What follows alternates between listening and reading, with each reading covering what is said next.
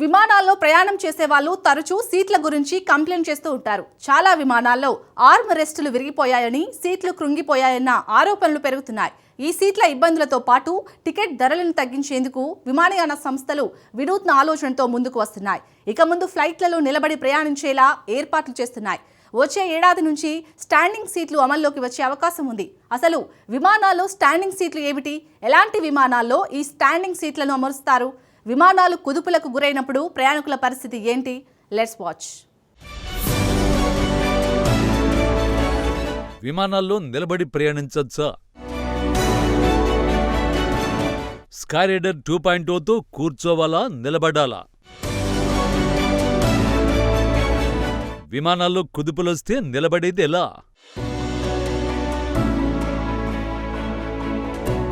ఒకనొకప్పుడు విమానంలో ప్రయాణించడం అధునాతనమైన ప్రక్రియ. విమానం శబ్దం వస్తేనే ఇళ్లలో నుంచి బయటకొచ్చి చూసే రోజులు అవి. అందుకే 1960 దశాబ్దాన్ని జెట్ యుగంగా పేర్కొంటారు. ఎందుకంటే అప్పట్లో విమాన ప్రయాణం అనేది విలాసవంతమైన అనుభవం.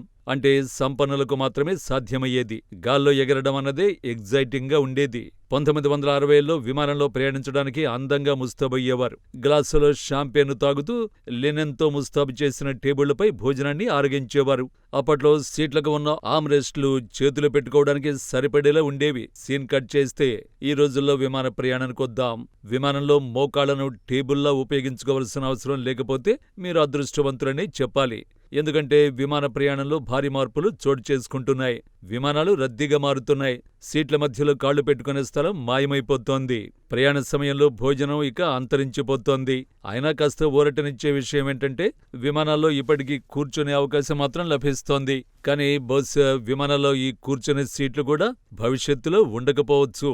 ఎందుకంటే బడ్జెట్ విమాన ప్రయాణంలో ఇక ముందు నిలబడి వెళ్లేలా సీట్లు రానున్నాయి. మరి ఖచ్చితంగా చెప్పాలంటే సీట్ల స్థానంలో కాస్త వాలుగా ఉండే పెర్చిలు వస్తాయి.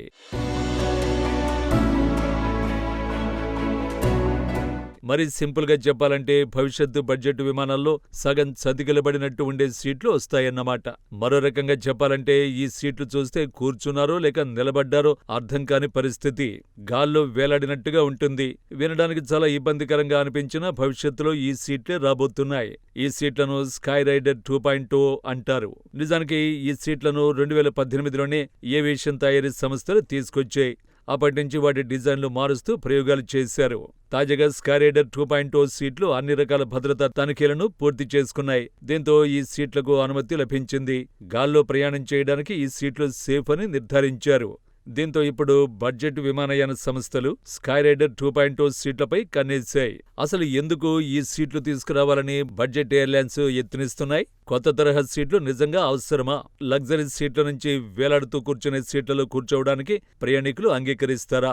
విమానాల్లో ముందుగా సీట్ల సంఖ్య తగ్గిపోయింది. తర్వాత మీల్స్ మాయమయ్యాయి. ఆ తర్వాత లగేజీ రూములు మూతపడ్డాయి. విమానాలు రద్దీగా మారాయి. ఆ తర్వాత మార్జిన్లు తగ్గాయి.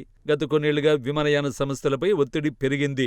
చమురు ధరలు విపరీతంగా పెరిగాయి. ఉద్గారాల విడుదల నిబంధనల్ని కఠినతరం చేశారు. ఇప్పుడు అసలాటేమిటంటే విమానాల సామర్థ్యమే కీలకంగా మారింది.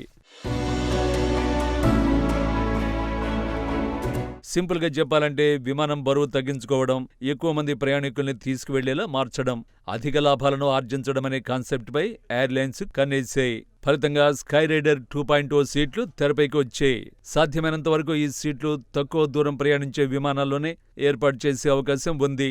బహుశా 2 గంటల్లోపు గమ్యాన్ని చేరుకునే విమానాలకే పరిమితమయ్యే ఛాన్స్ ఉంది. సాధారణ సీట్లతో పోలిస్తే స్కై రైడర్ 2.0 సీట్ల ఆరంభ ధర 50% తగ్గే అవకాశం ఉంది. వాటి మెయింటెనెన్స్ ధర కూడా తగ్గుతుంది. సో 2026 ప్రారంభంలో స్కై రైడర్ 2.0 సీట్లు విమానంలో అందుబాటులోకి వచ్చే అవకాశం ఉంది.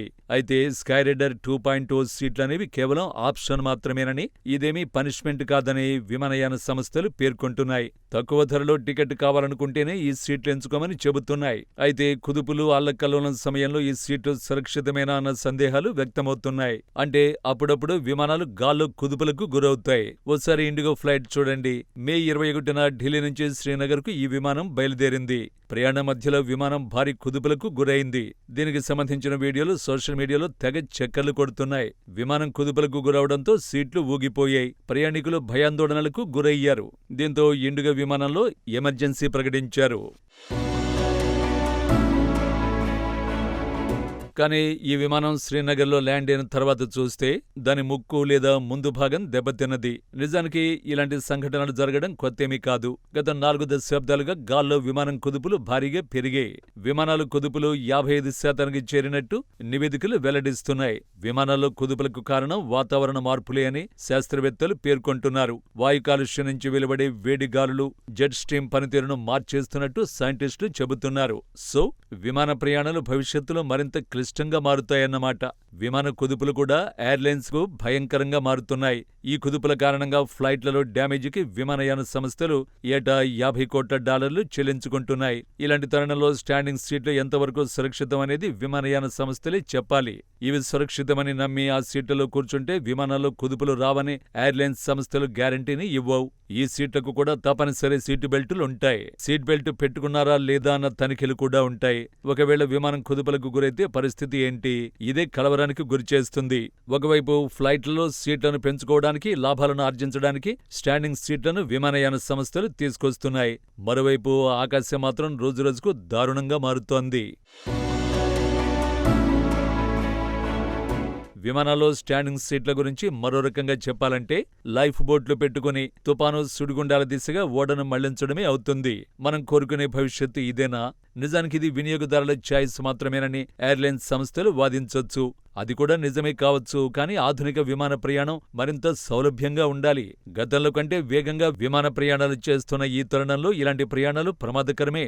విమానం కుదుపులకు గురైనప్పుడు పక్కనే ఉన్న స్తంభాన్ని గట్టిగా పట్టుకోండి, లేదంటే కుదుపులకు పడిపోండని విమానయాన సంస్థలు సింపుల్గా సెలవివ్వడం విచారకరం.